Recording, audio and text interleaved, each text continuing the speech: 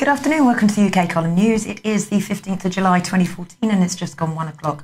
Myself, Louise Collins, Brian Gerrish and Mike Robinson are here in Plymouth. And it's a bit of a muggy day. It's muggy and we've still got a bit of drilling, although hopefully it'll stop while we do the news programme today. I'm told that it's very, very hot in Anglesey, which I think is somewhere slightly northwest of Wales. So the theme to today's news is really the utter breakdown of UK. We'll just follow it through, but we're going to kick off with Bill Maloney, I think. Yeah, I spoke to Bill this morning on the phone and we did a little interview and we're going to play it now for you. So, Mike, yeah. Hi, Bill. How are you doing? I believe you and Chris Fay went to a rather important meeting yesterday, and all of a sudden we've had a massive reshuffle and a load of people leave the cabinet. What are your thoughts on what went on yesterday? Well, first of all, I would like to direct everyone to the Sunday Mirror article, July the 13th. This is last Sunday. Now, if people read that article, William Haig is being named in it. It's a witness who's come forward. It's very important that people watch that, read that. Sorry, Lou, it's very early. I didn't get into about 3 o'clock this morning. Now, so please go to Sunday's Sunday Mirror. I'm getting the slide up on screen now, so people know what they're looking at. Yeah, well, we need them to read that. That is what this cabinet reshuffle is all about, Lou. This cabinet reshuffle is all about, there's going to be a few red herrings as well, but some of these people that are being moved are involved in the paedophile ring within Westminster and further. Now, I was talking to some people last night. Now, what we're aiming to do is we are aiming to conduct our own inquiry. Now, we're looking for people from the alternative media that victims and survivors will trust. So we are setting up our own inquiry. We will have at least one barrister, very eminent barrister. We will have people that the alternative media cannot control either. Okay, yeah. Lou? Okay. This is a very harrowing time. I would just like to say that when this started, when Chris Fay was with NAPIC and he started exposing this, Chris Fay had 3 bullets come through his back window. 2 weeks ago, I had a phone call from a barrister who said to me, I had to phone you, Bill, because my name is on a hit list. I said, what do you mean? He said, just listen to me. What I must tell you is, I believe your name is on it as well. Okay. Now, I'm saying this for all the people that are out there that do work. And it's difficult. It's very difficult. What's happening? There are threats. There are threats coming from high places. Okay. My ultimate aim is to expose and go. And I am concerned about the welfare of the team that I work with as well. This has become very serious. When you look at this reshuffle, they're putting women in, the same as they've done with the church. They're putting the women in to try and take the paedophilia out. Does that make sense? Yeah, because a male-dominated environment. The Sunday Mirror is reporting pool parties where members of Parliament would be naked or just have towels around them. There were young boys, 14, 15 years of age, running around dressed as butlers in swimming costumes. Now, the story that's in the Mirror is also corroborated by the witness that we're talking to from Fernbridge. This corruption goes right through Parliament. I made a speech quite a while ago, many years ago now, and I said it will bring this country to its knees. It has to bring this country to its knees if we are to protect our children. And this goes for everyone. This goes for all the decent Middle England, all the decent upper class, all the decent lower class. We have to fight for the children. We will all meet our maker one day. We will all die. Whether you believe you go anywhere or you don't. You think of your final moments. You've got to do something, people. We have to help these children. We want our own, and it will be an independent inquiry. Yeah. Okay, Lou. The meeting that you went to with Chris Fay last night. How did that go? And what was it? At that meeting we went to last night, the police were there, national media, and someone who is helping us, and I'm not. That's fair enough, Bill. You can only say what you need to say. Yeah, we just have to protect the building of this, but we have some very eminent people, some very, very good people that it looks like they are willing to sit on a panel, and then we will have our investigation and we will come with our conclusions. And I'll tell you something, people, it won't take as long as the Bloody Sunday inquiry did or all the other cover-ups. And what is really disheartening, Lou, is the fact that the way government are just protecting themselves. They're not protecting our children. Our children are still at risk. This is still going on. Yeah. So, you know, what more can I say, Lou? No, I think that's fine, Bill. Well, thank you for sparing your time to come on and say this. What should people do? How should people get in to support you? What do people need to do? Do they need to start phoning their local MPs? What do you suggest people can do to help what you're doing? Yes, they need to get this story.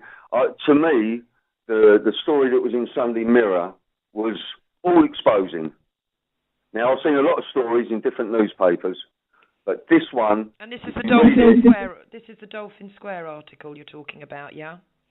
No, this is but this is about a witness who came forward. Right. Victims of alleged abuse raped by MPs in exclusive flats. Is it that article we're talking about in the Mirror on Sunday? Is that the one, Maria? I'm just talking to Maria. Right, it's Anthony Gilberthorpe. Anthony Gilberthorpe, whistleblower and former Conservative Party activist. Now, this guy came forward. He's not incognito. He came forward. He worked with the government. He was at the parties. He was helping to procure children. Okay. And our government is collapsing. The government that we knew a short while ago, today, what is happening is an example of them rebuilding themselves because the government has collapsed. Look at the work. William Haig is going to retire, even though he's right bang in the middle of world decisions, if you like. And he says he wants to go and play the piano and write books. And then we've got Kenneth Clark.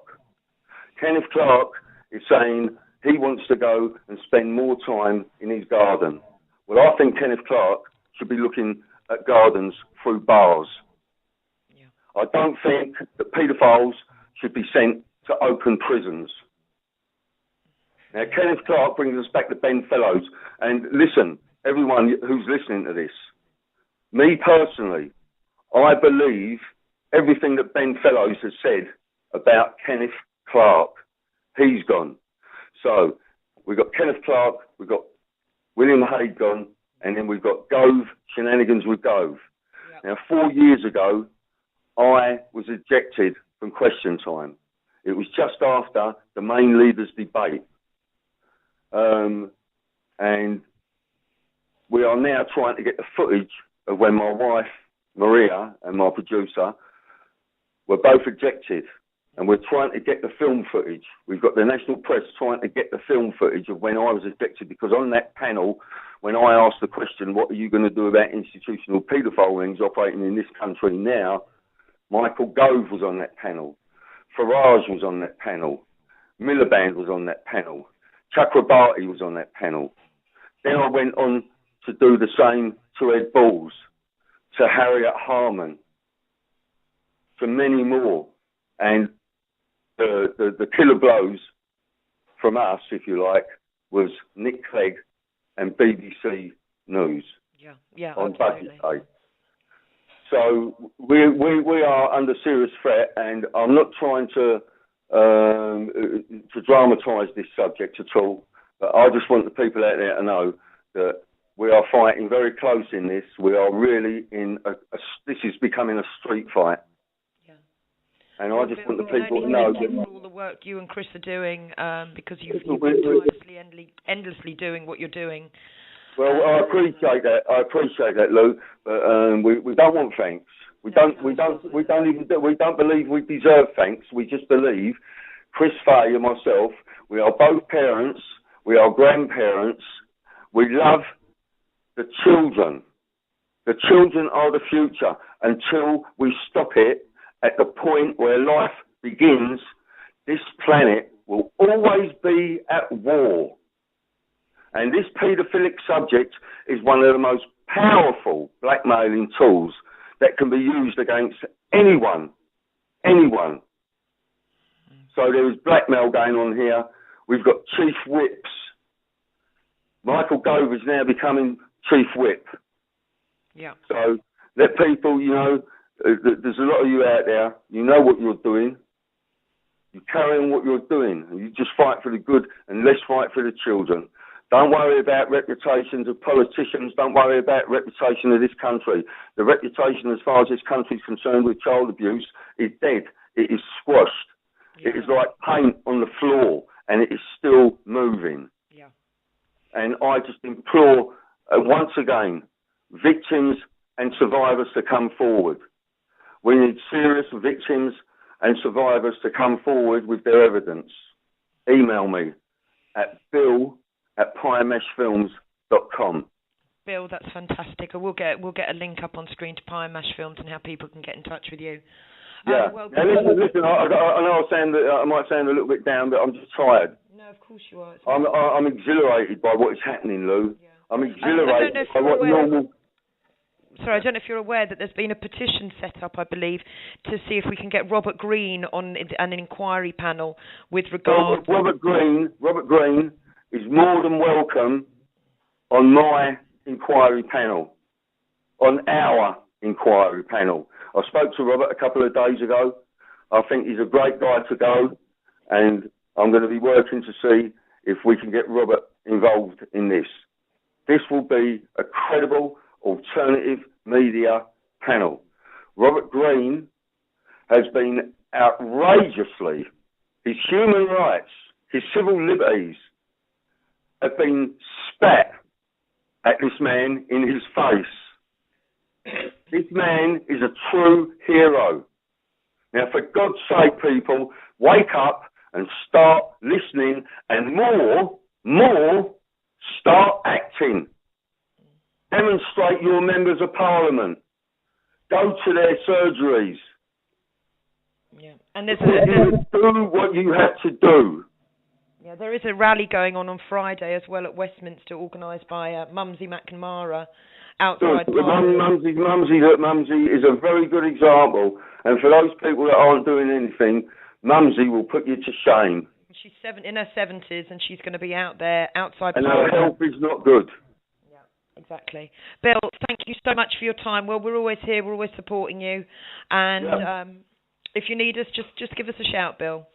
And anyway, to all victims and survivors, just do this bit, Lou. To all of you that have been involved in the investigation and the exposure of this subject, God bless you. We love you. Keep going. And we want to bring more forward. If the police won't listen to you, I want people to come to me, and I want them to tell me that the police have not listened to them or whatever, because this cover-up is not just politicians. Yeah. The tools they work with is the police, MI5, MI6. We are treading on very dangerous grounds.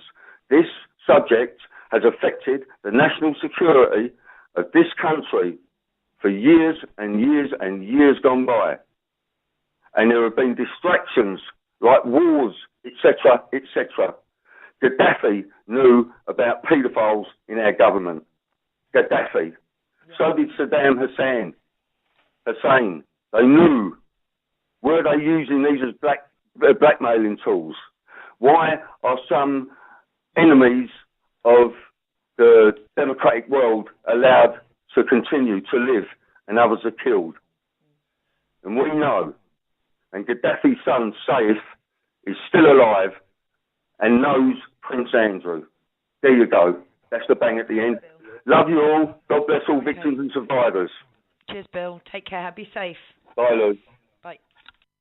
So that was Bill earlier today talking to me, and we'll have some more updates probably tomorrow. I'll speak to him later on tonight.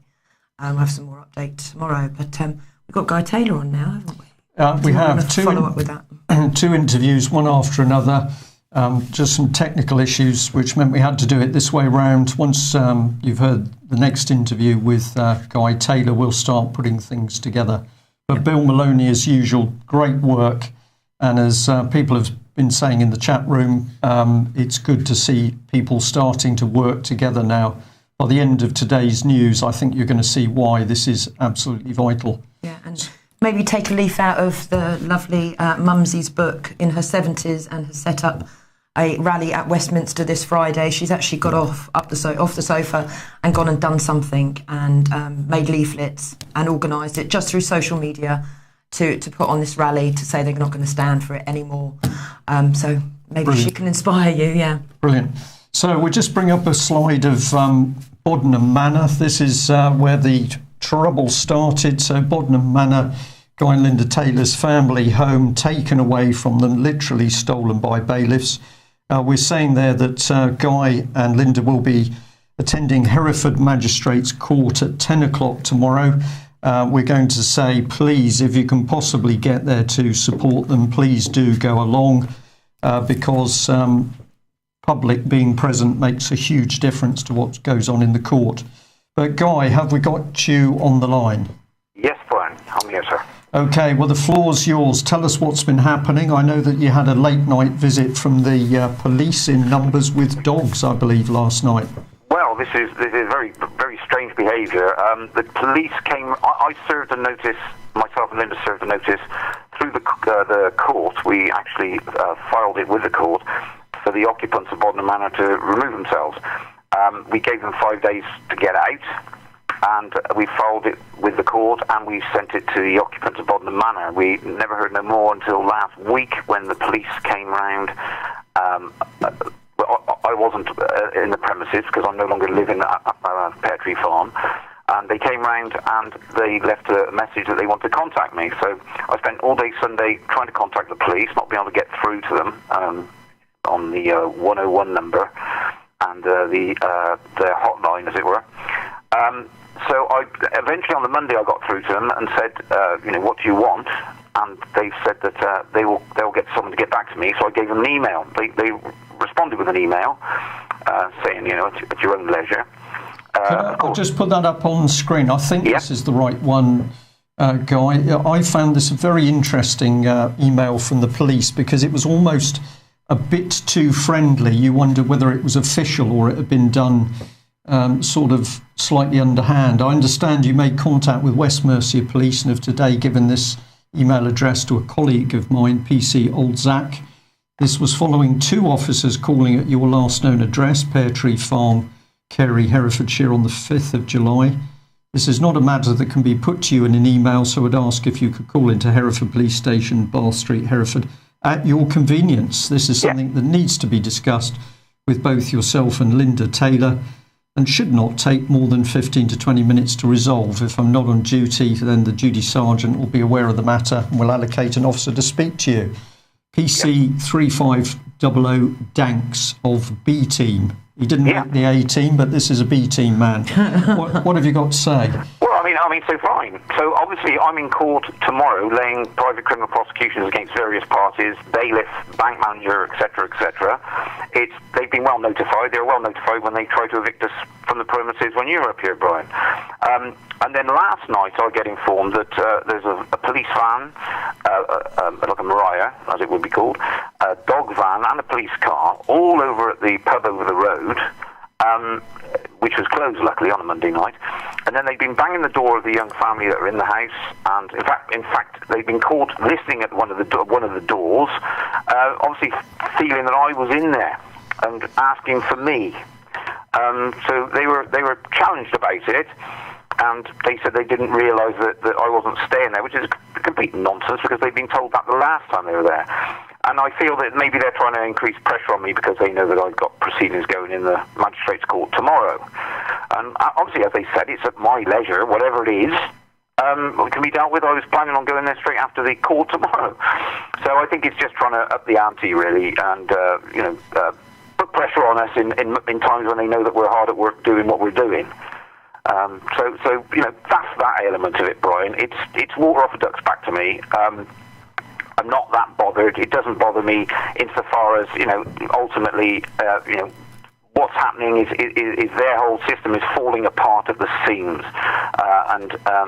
Not just from the what's going on in the media front, but from what the work that's going behind the scenes with a lot of us working hard at the court themselves.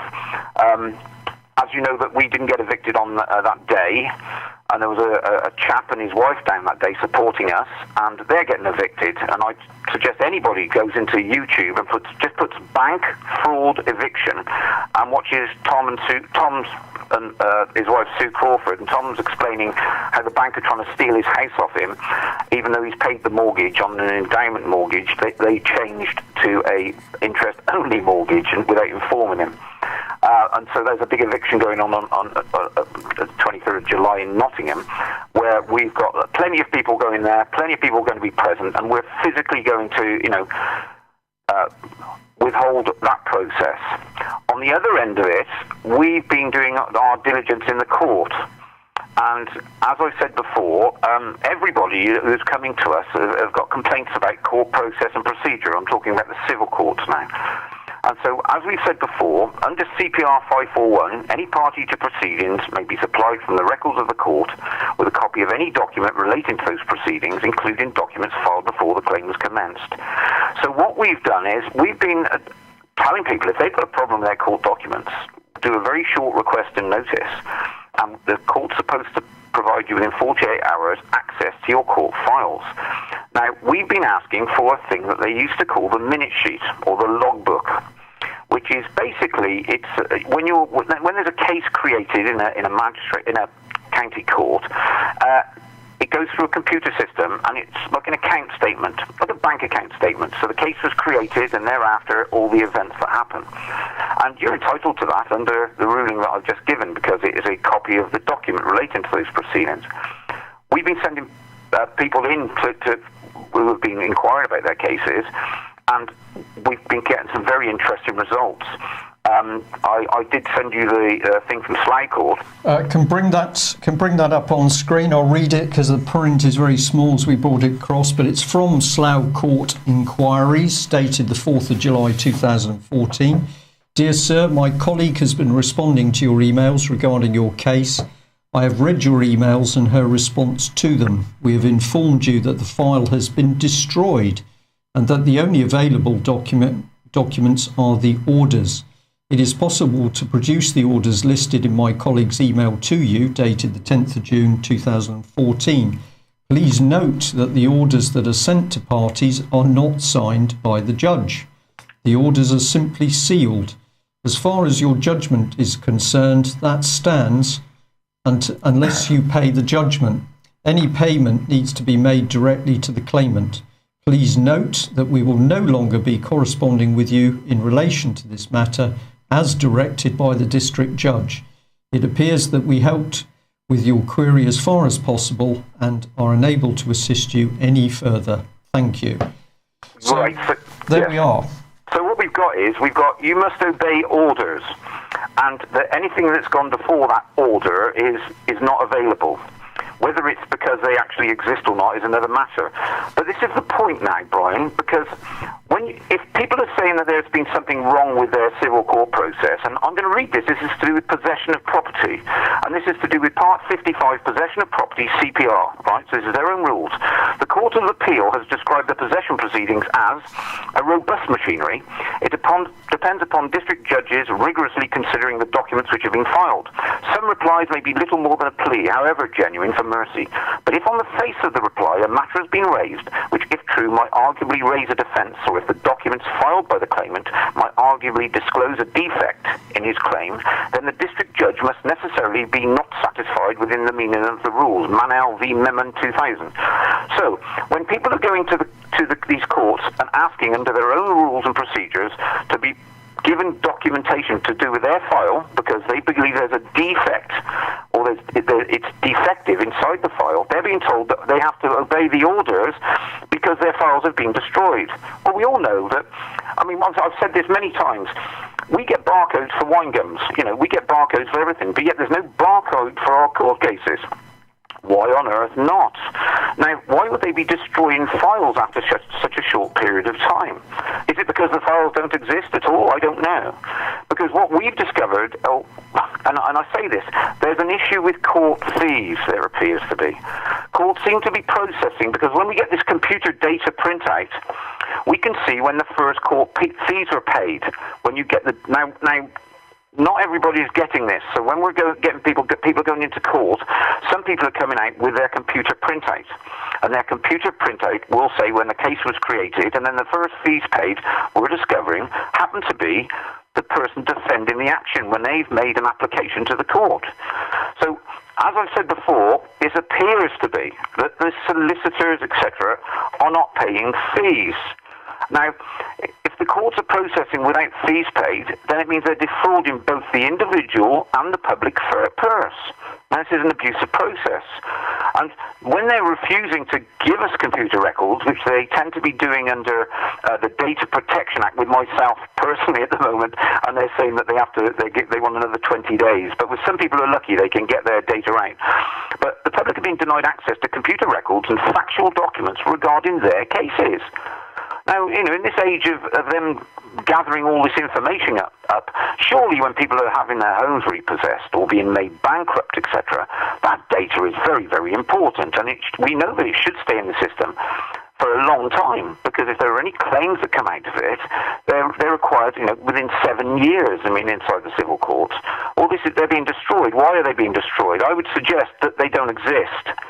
And this is just an excuse, and that there are dark forces, abusing their position in the court service and the legal profession.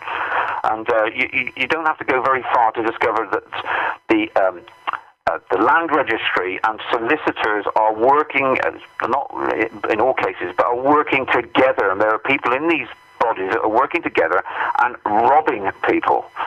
And so this is what's going on. And ultimately, our only redress is common law action, and common law action basically means boots on the ground, and people power. So, as I said about Tom and Sue Crawford, they've got their bungalow, they paid for it all their life, and I advise everybody to go and look Bank Fraud Eviction on YouTube and listen to Tom. And there's going to be a lot of us there in Nottingham on the 23rd of July, stopping this nonsense, and that's the part of the movement. But on the other hand, we've told Tom himself to go and get his court records under a request and notice, under their own rules and regulations, and they're not able to provide anything that even shows there's been proceedings. And this is going on an industrial scale throughout the United Kingdom. I genuinely mean it's going on an industrial scale. And of course, Guy, if they can steal people's businesses and properties, then they can also steal their children. And we've got the common theme of the cover-up of documents. In 30 seconds, just tell us what is going to take place in Hereford Magistrates Court tomorrow. What are you going to be doing there? Hereford Magistrates Court, I'm going to be laying private criminal prosecutions against Barclays bank manager, against a senior bailiff for removing me from the property, and against a fraudulent bankruptcy involving a bent solicitor. I would also say to people that the Facebook page is eviction, the fraud of the banks, and beat the bailiffs and banks. Go to those pages, get involved, and if anyone can get there tomorrow, fantastic. And we're going to seriously put it to them tomorrow, Brian. Okay. Brilliant. Well, we'll catch up with you maybe on Thursday, Guy. No Let us know how it went. No problem. I'm yours whenever you need me. Brilliant. Okay, Cheers, thank Guy. you. Take care. Okay, Love you to take Linda. care. Cheers. Bye. Bye. Well, eviction is the theme. Exactly. 40 people yesterday, including children, were evicted from their homes in Exeter yesterday. At 7 a.m, bailiffs raided a property in Bartholomew Street in Exeter, which was in the hands of Alder King receivers after Property Edge Lettings went into administration. Exeter Council Housing Officer Rob Hannaford, who said the councillor had been aware of the planned eviction and that he had been trying to find out a date for bailiffs to attend the property, but they were unable to provide them with that, apparently. But Ben Bradshaw, who we've discussed in the past, with regards to John Coles, well, Ben Bradshaw, who is Labour MP for Exeter, has said that it's a disgraceful state of affairs which needs investigating as a matter of urgency. So what has happened to these families? Well, I called Exeter Council just before we came on air. They said they were going to send me a press statement. They haven't.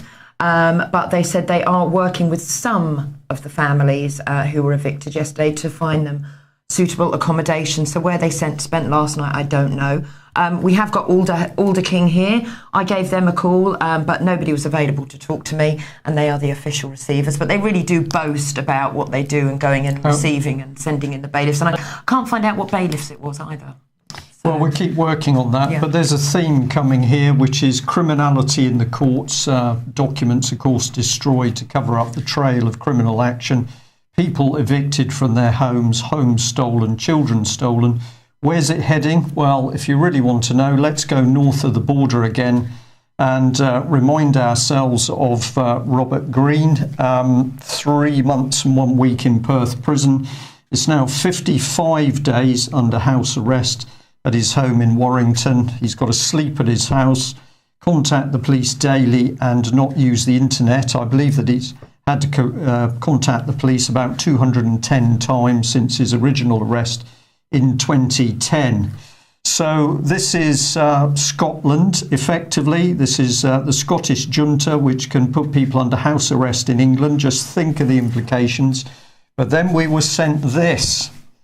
And basically it relates to Devon and Cornwall Police, but it says data protection requests for information. If your UK employer has asked you to provide a copy of your criminal record or proof that you don't have one, apply to Disclosure Scotland. And we were very intrigued by this, so we called Disclosure Scotland, and we were stunned to find that a Scottish department, an executive agency of the Scottish government, is running the criminal, or has access to all of the criminal records throughout UK. And when we said to these people this morning, well, what about the differences between the law system in Scotland versus the law system in England? They said, well, it's no problem. If we're dealing with somebody in Scotland, we just apply Scottish law. And if we want to deal with somebody in England or Wales, we apply English law. So we have a junta of 3 people, Alex Salmon, Sir Stephen House, who's running Police Scotland, and Kenny McCaskill, the Justice Minister, as you will see, not only controlling justice and the police, but now they have control over data, not only of people in Scotland, but also in England. And it gets worse because even the BBC is reporting that the police in Scotland are to be armed. And many people in Scotland are saying, what is going on here? Because actually crime rate has been falling significantly in many areas. But now Alex Salmon, working as a junta, is making sure that Scottish police are armed. These are the very same police who, of course, can simply walk over the border into England, arrest English men and women in their homes and then take them north to a foreign jurisdiction. So if we build up the picture, here they are, probably 3 of the most dangerous men in UK at the moment. We've got the arming of Scotland's single police force under the control of one man, Sir Stephen House. We've got the Scottish Government able to control data relating to people here in England. We've got, of course, the Scottish state controlling children by putting a named social worker alongside every child at birth. And then, if you want to cover things up, including paedophilia, well, you've got the perfect environment, and you can simply keep people who are trying to protect children either in prison or effectively locked up in their homes. So if you want to see the future, we should be looking over the border into Scotland and to see the reality that this Scottish man is producing. Well, south of the border, crime, corruption, paedophilia, and we better put up King David, I suppose. Yes, because obviously government taking advantage of the furore over paedophilia and the reshuffle to push through this data retention and investigatory powers bill, the DRIP. And it's quite interesting that they're going to do in a whole day what it normally takes months to do, and they're going to actually ram this through. And this is yet another example of something a bit like the Leveson inquiry, which has had some kind of dirty deal done in back rooms, where all three parties got together and agreed that this would go through. So what have we got? The Data Retention and Investigatory Powers Bill is going to require the reinstatement of the powers for, or the requirement for internet service providers to maintain metadata of people's internet usage and phone calls and so on. And this is a major concern to anybody with any kind of privacy concerns. If we just move on there, Brian, if we could, please. But at least one MP is not a DRIP, because this is Conor Burns MP, who has written back to a number of his constituents who've been contacting him with concerns about this. And I just wanted to read this letter because I think it's quite a reasonable response. He says, "Thank you for contacting me about the Emergency Data Retention and Investigatory Powers Bill. I share your concerns on the issue. Given the urgency of the bill, I wanted you to have my thoughts as soon as possible. I'm therefore replying by email today to the constituents who have contacted me, which means this cannot be a personalised letter. I'm intrinsically concerned when the three main parties get together and cook up a deal as they did on Leveson. Experience shows that this usually leads to poor legislation. I'm at a loss to understand why, if the judgment of the European Court of Justice, whose authority and moral authority I question, was announced in April, we are rushing through this Parliament. We're rushing this through Parliament in the final week before the start of the summer recess. If the legislation is so urgent, then I'm sure the Speaker could have been accommodating enough to extend the session so that the bill could be considered in full in committee and on the floor of the House. I take on board the government's advice that the bill will enable agencies to maintain existing capabilities and bring clarity to existing law in response to the concerns of some internet and phone companies. I shall nonetheless listen very carefully to the debate tomorrow and before deciding what to do. Now, of course, this debate is happening this afternoon, but the debate is really just a formalisation of something which has already been agreed. Now, the Labour Party has took part in the agreement, but they have at the last minute put in place two amendments, really, I suppose, to try and garner some kind of publicity that they were actually wanting to do something about this. But if you actually look at what the amendments were, they don't change anything about the spirit of this bill. This is legislation which the European Court decided was inappropriate, but the British government is deciding is required. And I think we should all be concerned that it's being rushed through in the way that it is. On the other hand, we should probably see this as quite a positive development because it's a reaction to what's going on in the country. And we got to keep pushing. I think we've got to do more than keep pushing. It needs to be a battering ram to break through this. What are they all worried about, really? We've got to come straight back to child abuse in the halls of Westminster. And this report from Exeter on what was going on in Dolphin Square. Now, excuse me, this is quite interesting. It's in fact bringing history back to the fore because we're going back to reports that were made. Just need a sip of water here. It's very hot in the studio. Well, I can remember Bill talking about Dolphin Square a few years ago when I first interviewed him, and that's where a lot of the children were taken and how many politicians lived there. Senior politicians hear parties, children taken, plied with drink and drugs, raped, abused, and in fact tortured. If you realise what was really going on, have a look at Exeter and see what they're saying. Now, it's very interesting that on the wider news, we've got politicians leaving David Cameron's camp. This is all happening at about the same time that we've got the paedophile allegations coming to the fore. But here we are. Tory stalwart Ken Clark is leaving. Yep, so he's quit the cabinet along with William Haig. But I'm going to do a bit of work on that tonight, and we'll have more on it for you tomorrow. But let's just take a look at this Mail article. Begin with them listing Mr Clark's position in power. He's been the Chancellor of the Exchequer under John Major. He's been the Home Secretary, the Health Secretary, the Education Secretary, Justice Secretary, and it continues to go on and praise Mr Clark and the work that he's done for the Conservative government. But I must highlight what his private secretary has said about him. Ben Wallace has said he is the most honest politician I have ever met, and that has come from Mr Clark's own private secretary. But somebody who may disagree with that is our one and only, our own Ben Fellows. I'm going to be trying to speak to him later and maybe record it and get some comment from him. But as we put up here, Ben is still wanting the police to investigate Westminster perpetrators, yeah, but he holds little hope. But I'm going to hopefully talk to him tonight, and I will bring you more on that tomorrow. So, interesting things unfolding in Westminster. I believe Mr Gove is being moved across to be Chief Whip. Is that right, Mike? Yes, he is. Yes, that's correct, Chief Whip. So, of course, he will have access to all the secrets. The dirty little black book, which we know exists because previous whips within the Conservative Party, and of course it's the same for Labour, have been talking. So blackmail is the means by which our politicians are kept in line. And if you're going to use blackmail, then of course you need the means to blackmail people.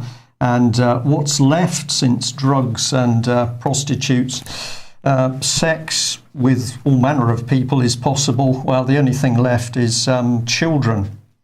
So what happens when victims stand up to be counted? Well, that brings us straight back to Melanie Shaw, this very brave lady raped within 2 days of arriving at Beechwood home, sexually abused, physically abused, strung up by her feet, punched, and a variety of other things. Where is she now? Is she receiving careful attention from authorities who are determined to stamp out child abuse?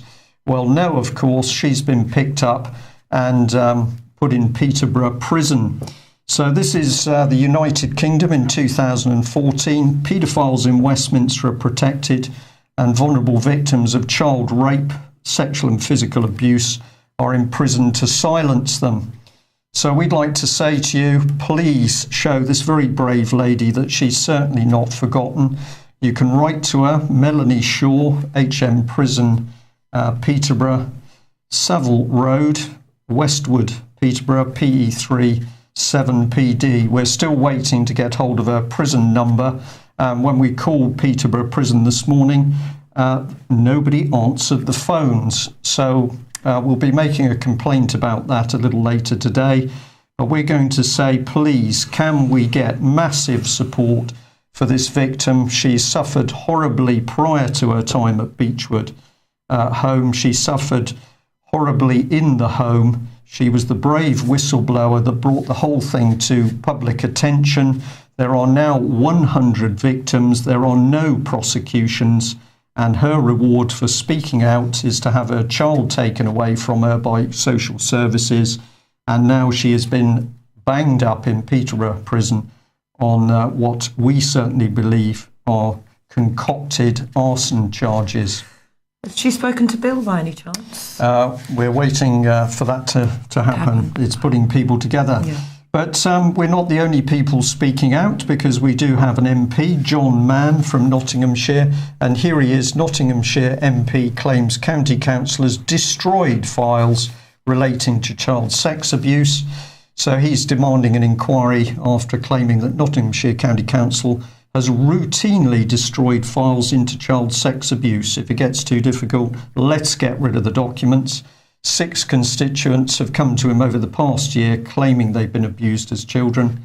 when he said to the council, well, where the documents? Oh, we've destroyed them. Well, Mike.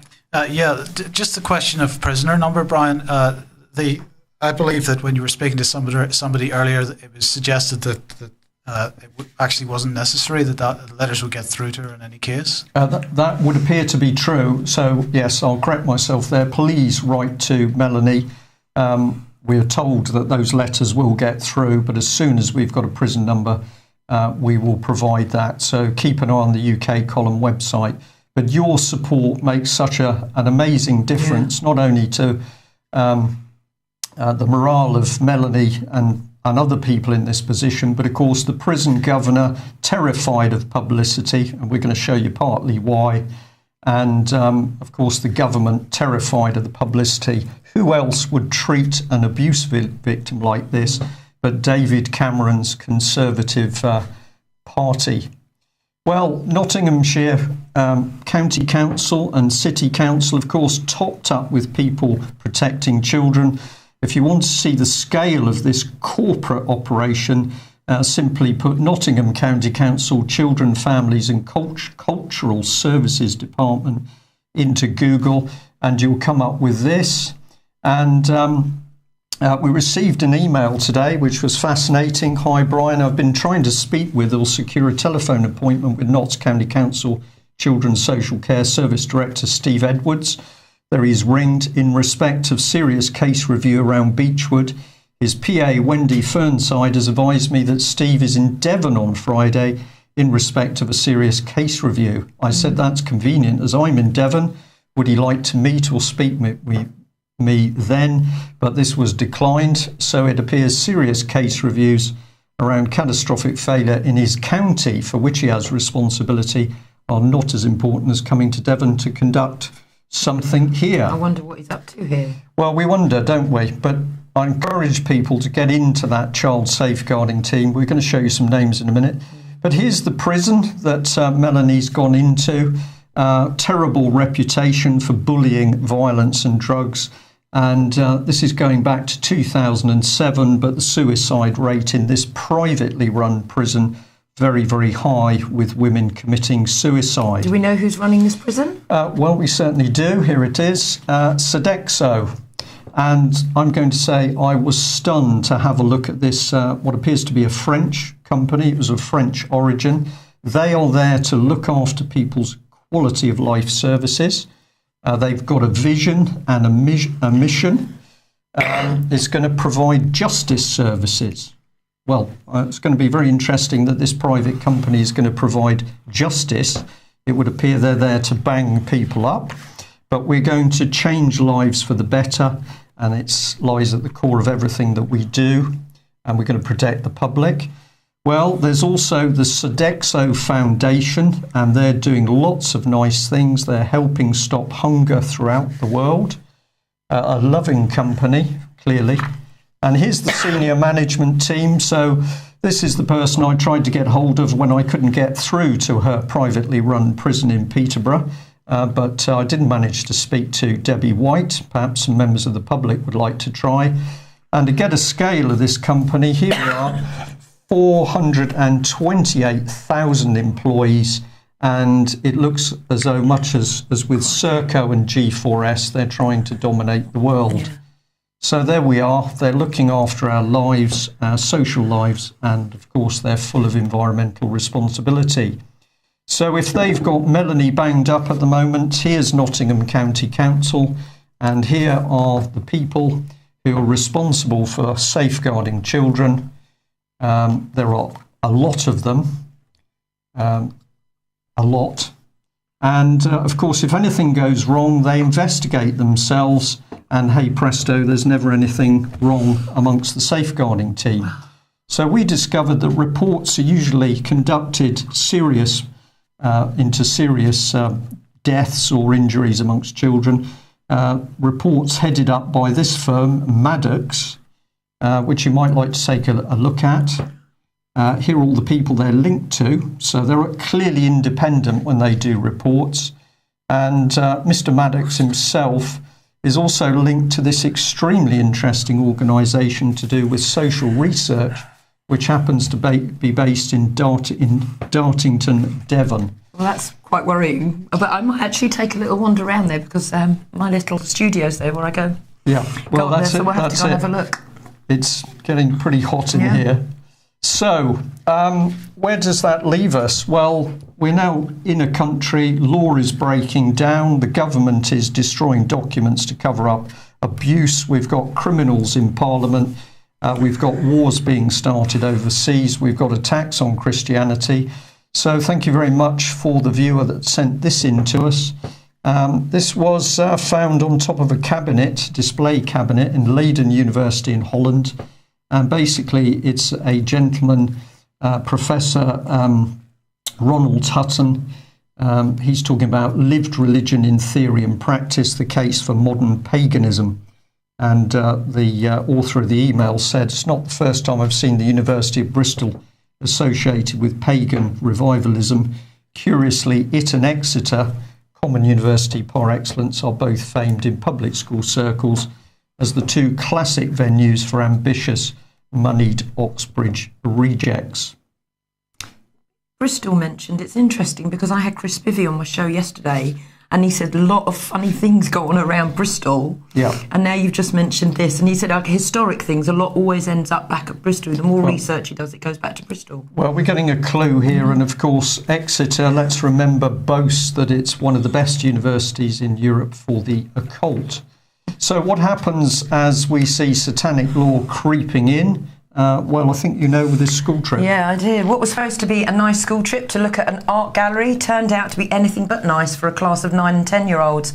Pupils from Haffron School in Wales went on a trip to their local art gallery to actually look at their own work that was being exhibited at the Oriel Gallery.